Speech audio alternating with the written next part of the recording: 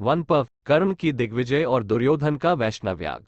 दुर्योधन के लौट आने पर पितामह भीष्म ने उससे कहा, वत्स, जब तुम द्वैतवन जाने के लिए तैयार हुए थे, उसी समय मैंने तुमसे कहा था कि मुझे तुम्हारा वहां जाना अच्छा नहीं मालूम होता, किंतु तुम वहां चले ही गए।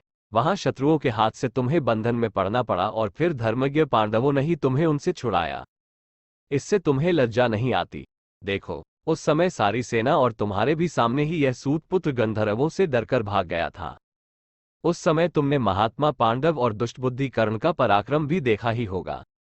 ये कर्ण तो धनुर्वेद, शूरवीरता या धर्म में पांडवों के चौथाई हिस्से के बराबर भी नहीं है। अतः इस कुल की वृद्धि के लिए मैं तो पांडवों के साथ संधि कर लेना ही अच्छा समझता हूं। भीष्म के इस प्रकार कहने पर राजा दुर्योधन हंसकर शकुनी के साथ चल दिए। उन्हें जाते देखकर कर्ण और दुशासन आदि भी उनके पीछे हो लिए। उन्हें अपनी पूरी बात सुने बिना ही जाते देख भीष्म जी भी अपने निवास चले गए।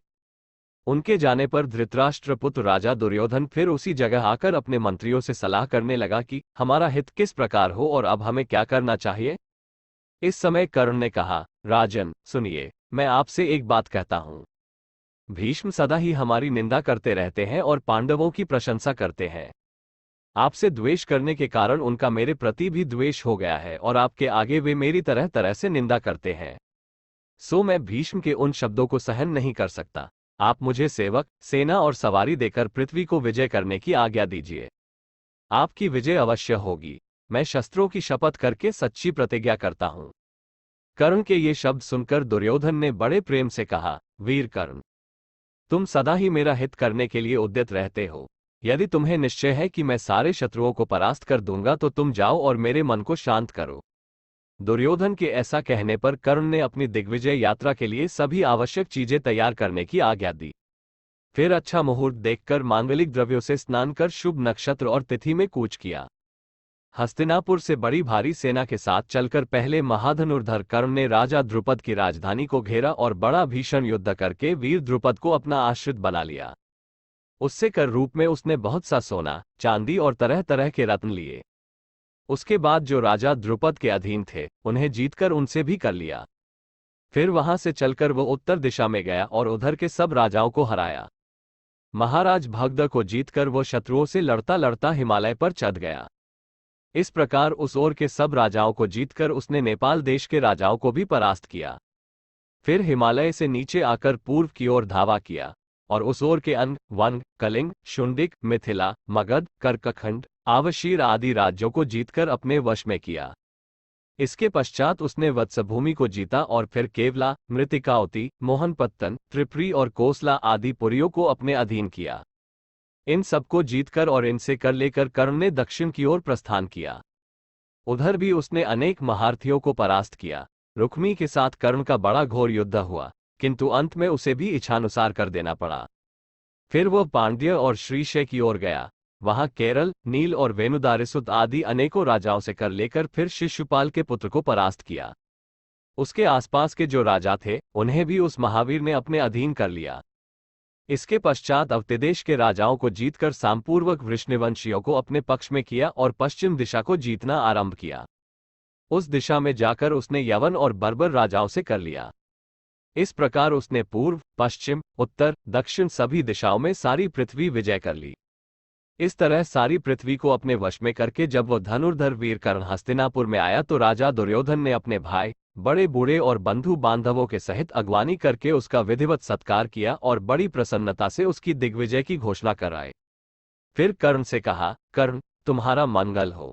तुमसे मुझे वो चीज मिली है जिसे मैं भीष्म, द्रोण, कृप और बाहलीक से भी प्राप्त नहीं कर सका। वे सब के सब पांडव तथा दूसरे राजा तो तुम्हारे 16वें अंश की बराबरी भी नहीं कर सकते। मैंने पांडवों का बड़ा भारी राजसूय यज्ञ देखा था, तो अब मेरी इच्छा भी राजसूय यज्ञ करने की है, तुम उसे पूरी करो। दुर्योधन के इस प्रकार कहने पर कर्ण ने उससे कहा, राजन, इस समय सभी नृपतगण आपके अधीन है। आप याचकों को बुलाकर यज्ञ की तैयारी कराइए। तब दुर्योधन ने अपने पुरोहित को बुलाकर उनसे कहा, द्विजव, आप मेरे लिए शास्त्रानुसार विधिवत राजसूय यज्ञ आरंभ कर दीजिए। इसकी समाप्ति पर मैं यथेष्ट दक्षिणाएं दूंगा। इस पर पुरोहित ने कहा, राजन, युधिष्ठिर के जीवित रहते हुए आप ये यज्ञ नहीं कर सकते, किंतु एक दूसरा यज्ञ है जो किसी के लिए भी निषिद्ध नहीं है। आप विधिवत उसे ही कीजिए। उसका नाम वैष्णव यज्ञ है और यह राजसूय यज्ञ के ही जोड़ का है। उससे आपका हित होगा और वो बिना किसी विघ्न बाधा के संपन्न हो जाएगा। ऋत्विजों के ऐसा कहने पर राजा दुर्योधन ने कर्मचारियों को यथायोग्य आज्ञा दी तथा उन्होंने उसके आज्ञानुसार क्रमशः सारी तैयारियां कर दी।